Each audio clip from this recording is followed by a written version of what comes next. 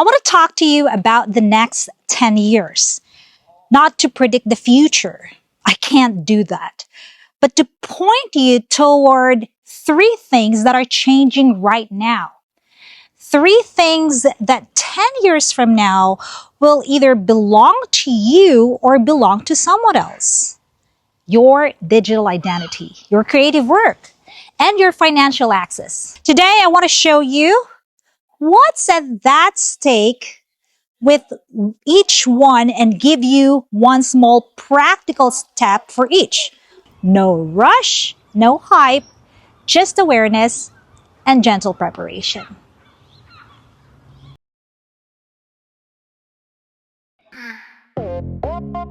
Web3 and AI made simple. Hosted by yours truly, Riza UT. Welcome back to Web3 and AI Made Simple. This is episode 11, our second to the last episode of season 2. And I wanted this episode to feel like sitting with a friend who cares about you, looking ahead together, making a quiet plan. All season, we've been asking big questions. Who's trading AI? Who profits? Who owns what? Can you trust a machine? What happens when you're gone? What if the internet started over? Today, we bring all of that awareness into something actionable, not a to-do list with 50 items. just 3 areas and one step for each. Because I believe preparation should feel like empowerment, not pressure. And that's exactly how we're going to approach this. So let's begin with the first one. The first thing, your digital identity. We talked about this in episode 8. And today, your digital identity is fragmented across dozens, maybe hundreds of platforms. Each one holds a piece of who you are, your logins, your data, your profile, and your history.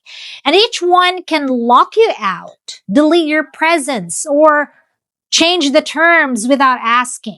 Over the next 10 years, the way we manage identity online is going to transform fundamentally. Decentralized identity, where you hold and control your own credentials, is actually growing rapidly. Governments and major institutions are building infrastructure for it right now.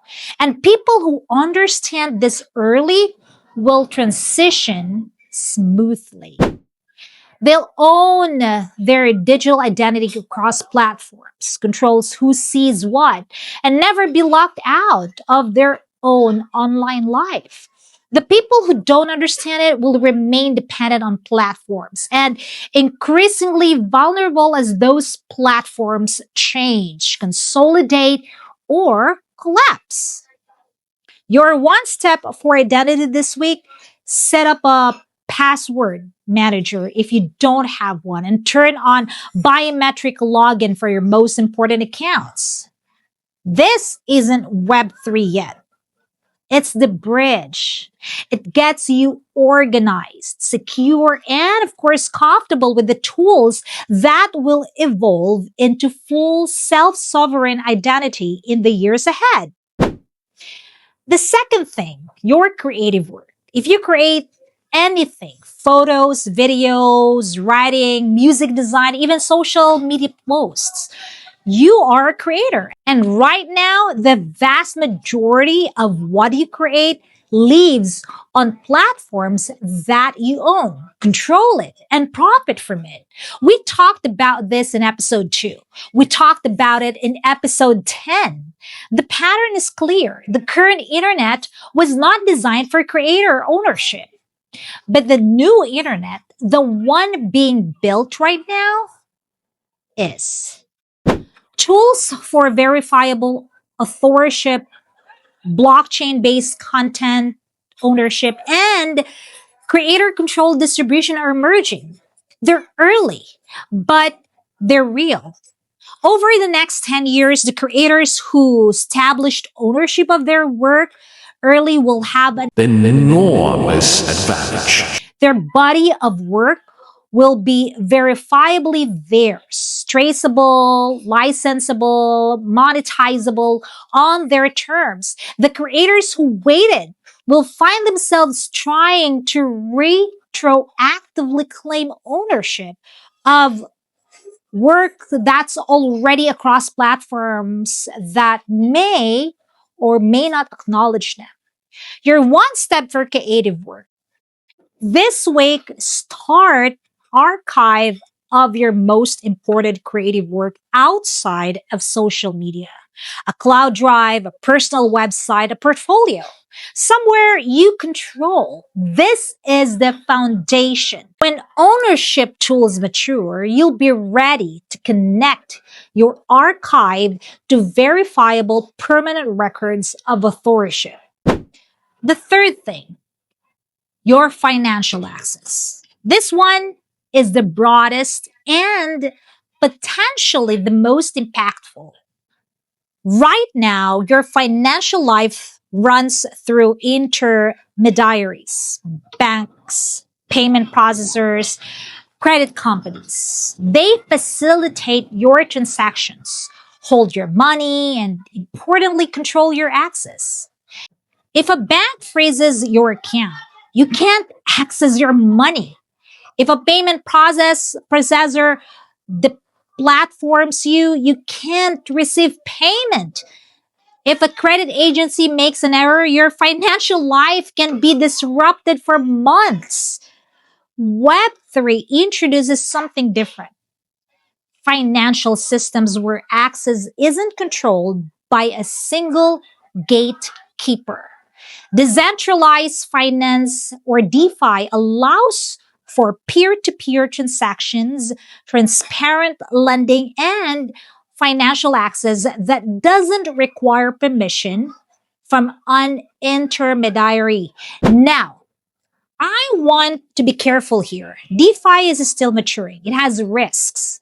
I would never tell you to move your life savings into a decentralized protocol today. But over the next 10 years, elements of DeFi or decentralized finance will become mainstream. They'll be integrated into the financial systems you already use. And the people who understand how they work, even at a basic level, will have more options, more control, and more resilience than those who don't. Your one step for financial access this week, spend 20 minutes learning what a digital wallet is. You don't have to create one yet. Just understand what it is, how it works, and why it matters. There are calm, clear explanations out there, including some from this, very podcast, my podcast. Understanding the concept is the first step. Action comes later on your timeline. So, three things: your identity, your creative work, your financial access. Each one is shifting from platform controlled to self owned. And that shift is happening whether or not you're paying attention. The difference between someone who's prepared and someone who's not isn't technical skill. It's awareness. It's knowing that these changes are coming, understanding why they matter, and taking small, unhurried steps to be ready. That's all I'm asking of you. Not to become a blockchain developer, not to invest in cryptocurrency, not to overhaul your digital life this weekend. Just three steps, one for each area, done at your own terms. Because here's what I believed since episode 1 of season 1. The future doesn't have to be something that happens to you. It can be something you walk into with your eyes open, your mind clear, and your hands ready. 10 years from now, I want you to look back at this moment, at this podcast, at this season, at this episode, and think, That's when I started paying attention. And it made all the difference. That's my wish for you. That's why I do this. Thank you for being here. I mean that deeply. 11 episodes in, and you're still showing up. That tells me something about who you are. And it's something beautiful. Next Tuesday is our season 2 finale, and it's the most personal episode of the season. You're not behind. You are early. I'm going to tell you something I've been wanting to say since episode 1, and I think you need to hear it. I'll see you Tuesday. One more time. Take care of yourselves. I'll see you next Tuesday.